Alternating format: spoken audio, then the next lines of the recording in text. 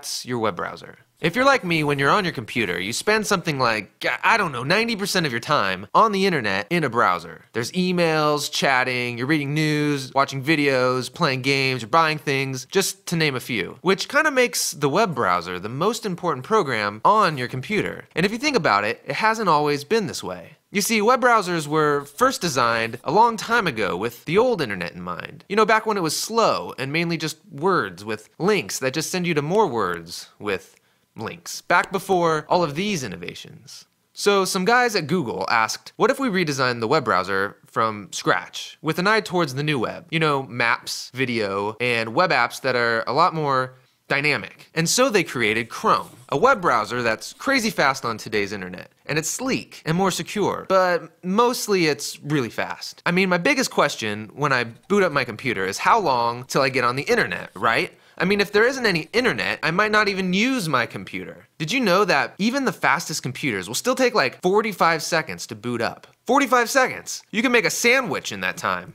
So here's what's going on when your computer's booting up. There's this list of things to do, stuff I'm sure you don't care about, but it cranks through them one at a time. What you probably notice is that your programs begin loading up slowly, and if you're like me, as soon as you see your web browser icon appear, you're like double clicking it over and over and over. Let's go, buddy, I got some emails to read. Well, all of this stuff is called your operating system. And over time it gets rusty, and your once fresh computer gets slow. Well, Google was like, wait a second, if your operating system's a hassle and all you're really using it for is to get on your web browser, to get online, then maybe we don't need this anymore. What if when you pressed on, you were on the internet in seconds? What if your browser was your operating system? And so check this out. This means that you don't have to deal with managing programs or nagging updates or lost files or confusing settings or blue screens of doom, and there's no nagging updates. Just your browser. Which means you can still listen to music, you can watch movies, interact with friends, you're creating documents, you're playing games, you're writing your emails, you're doing all of this stuff that you were already doing on the internet. But here's the thing, none of this is stored on your computer. What? None of it, you ask? Yeah, none of it. Really nothing? Yeah, nothing is stored on your computer. Well, where is it? It's on the internet.